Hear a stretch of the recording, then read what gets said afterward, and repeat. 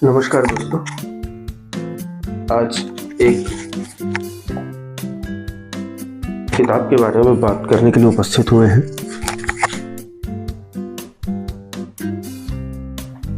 ये किताब मेरे हाथ में है और इसका शीर्षक है बस्तर के जननायक। इसके लेखक हैं राजीव रंजन प्रसाद। आप लोग बस्तर के बारे में जानते ही ये हैं। बस्तर छत्तीसगढ़ का एक संभाग है। इसके 7 जिले हैं। ये 7 जिले आदिवासी जिले हैं। इन जिलों की चर्चा अक्सर नक्सलवाद को लेकर के होती है।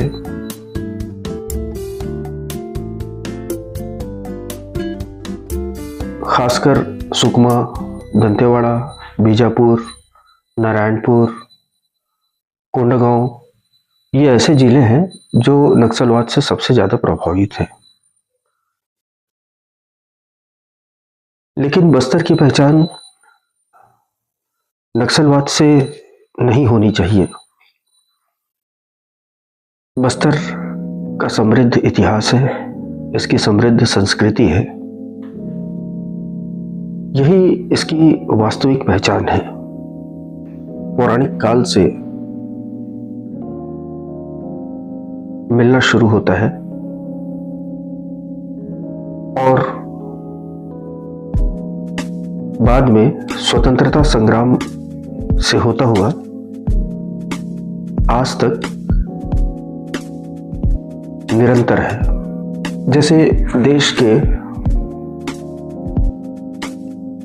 दूसरे क्षेत्रों में अनेक लोगों ने देश और समाज के उत्थान में अपना योगदान दिया, ऐसे ही बस्तर में भी अनेक नायक हुए। यह किताब ऐसे ही नायकों की कहानी कहती है जो गुमनामी में मर गए।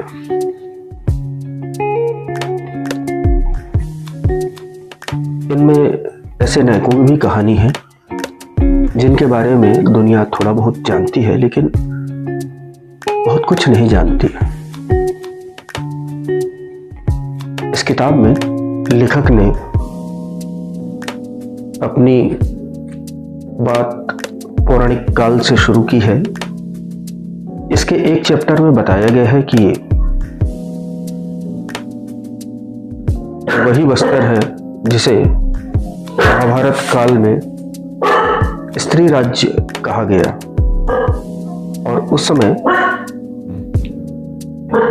इसमें प्रमीला नाम की एक शासिका ने शासन किया।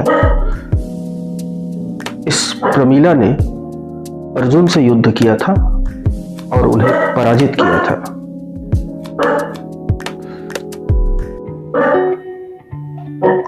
आगे के चैप्टर में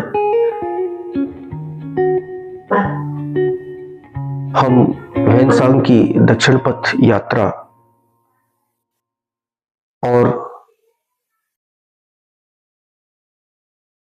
बौद्ध संत नागार्जुन जी के बारे में जानकारी पाते हैं।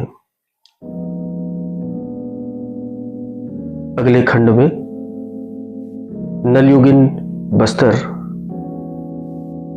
के एक अविस्मरणीय नायक स्कंद वर्मन का उल्लेख है। नलों का युद्ध तत्कालीन वाकाटक वंश से निरंतर होता रहा। इतिहास में वाकाटक वंश को बहुत ताकतवर वंश के रूप में जाना जाता है। यह वंश गुप्त वंश के समकालीन था और गुप्त वंश के साथ में इसके सुदृढ़ संबंध थे। इनकी राजधानी नंदनी वर्धन रही। इसे वर्तमान नागपुर अथवा नागपुर के आसपास स्थित बताया जाता है। नलों ने वाकाटकों से अनेक युद्ध किए। एक ऐसा भी समय आया जब नलों ने वाकाटकों से उनकी राजधानी नंदनी वर्धन भी छीन ली थी। इसके बाद वाकाटकों का आक्रमण नलों की राजधानी पुष्करी पर होता है और फिर वाकाटकों द्वारा नलों की राजधानी को पूरी तरह नष्ट कर दिया जाता है। इसी समय नल वंश के पराजित शासक स्कंदवर्मन किसी अन्य जगह पर अपनी राजधानी बसाते हैं और अपनी ताकत को फिर से एकत्र करते हैं। वे वापस वाकाटकों पर आक्रमण करते हैं और नंदनी वर्धन पर पुनः सत्ता हासिल करते हैं। खैर, इसके आगे सोमेश्वर देव और मधुरांतक देव का उल्लेख है। ये शासक आगे के कालखंडों में हुए। उसके आगे नागयुग का उल्लेख है और उसकी एक प्रशासक मासक देवी का उल्लेख है।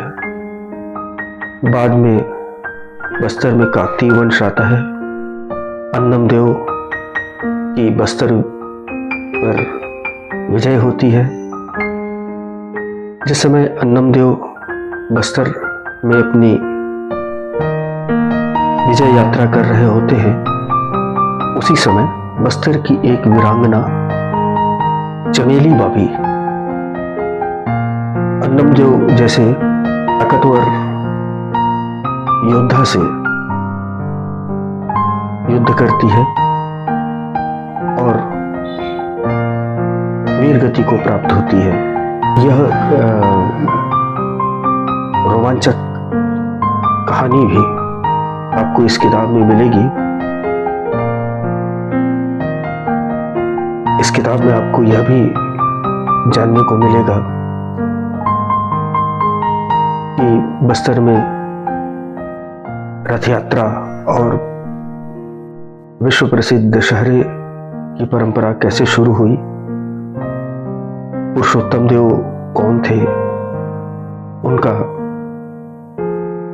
दशहरे के साथ क्या संबंध है, भगवान जगन्नाथ के साथ क्या संबंध है।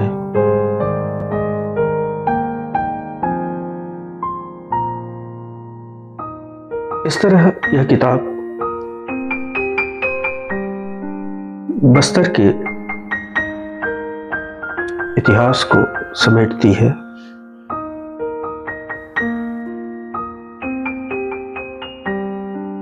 यह किताब 216 पेज की है। लेखक ने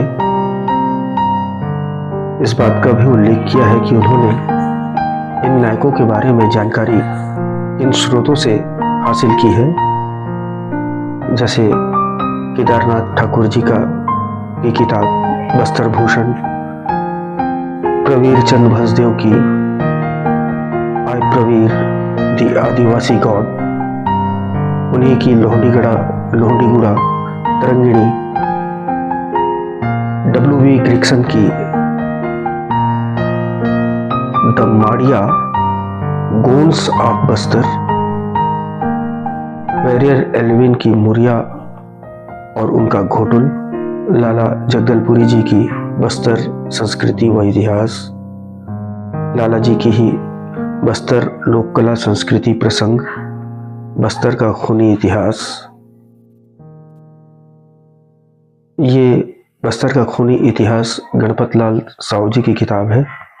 हीरालाल शुक्ल जी की किताब रामायण का पुरातत्व, उन्हीं की ऐतिहासिक समारंभ और बस्तर के नल, उन्हीं की चक्रकोट के छिंदक नाग, उन्हीं की बस्तर के चालुक्य और गिरिजन, उन्हीं की आधुनिक बस्तर परतंत्रता और प्रतिकार, हीरालाल शुक्ल जी की समकालीन बस्तर, डॉक्टर के झा की बस्तर के लोकनायक, उन्हीं की दो महल, रामकुमार बिहार जी की बस्तर एक अध्ययन, राजेंद्र अवस्थी जी की जंगल के फूल, सुशील शर्मा जी की बस्तर का मालिक मकबूजा कांड, रामधारी सिंह दिनकर जी की संस्कृति के 4 अध्याय, वेनसांग की भारत यात्रा,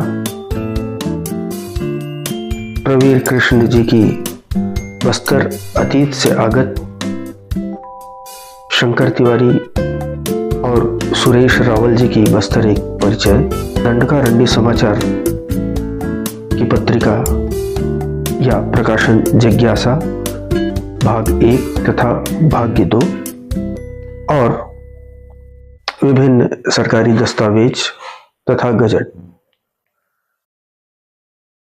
मैं समझता हूं कि यह किताब विद्यार्थियों के लिए काफी उपयोगी है। बस्तर को अच्छी तरह जानने समझने के बारे में इसका अध्ययन जरूर किया जाना चाहिए।